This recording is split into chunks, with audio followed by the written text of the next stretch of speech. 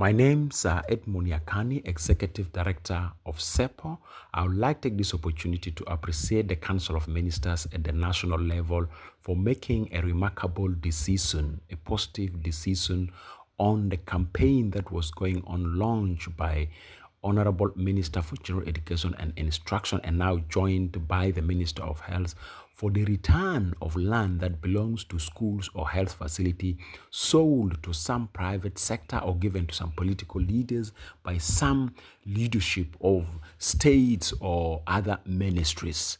I would like to take this opportunity to appreciate the Council of Ministers for this remarkable decision. It's a long-awaited campaign that we join the Honorable Minister of General Education and Instruction for the return of the lands that belong to schools occupied by private sector, as I said, either sold to private sector, and similar land of health facilities across the country have also witnessed either being sold to private sector or given to some political leaders. This is impressive, Council of Ministers, but we are concerned about timely implementation of the decision of the Council of Ministers because we are aware that Honorable Minister of General Education and Instruction who have been fighting for the return of these lands of the schools that were occupied by private sector or by shops, and she faced numerous threats and challenges in dealing with that. Now we're calling upon some ministries at national level and state governors to have a joint plan for the execution of the decision of the Council of Ministers.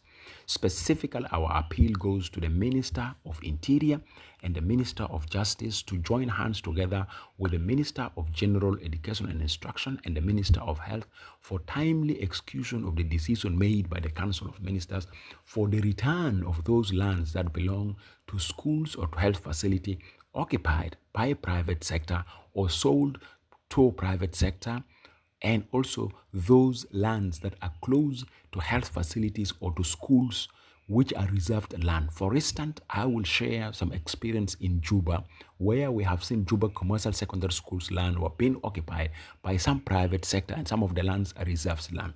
We have seen similar in Juba Day Secondary School. We have seen similar around Juba 1 Primary School. And I'm quite sure similar examples are across the country.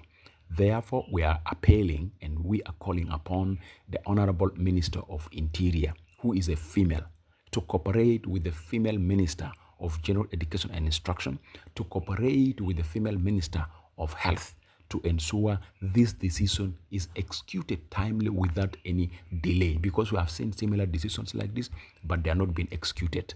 As a women leaders, show the nation the role of women in power and the role of women working for the best interests of the citizens. This is a test to 35%. This is a test for the call for meaningful participation of women in political leadership. Our eyes are watching at you as a female leaders, and our hands are ready to clap for you if you deliver the decision made by the Council of Ministers timely and genuinely. Thank you very much.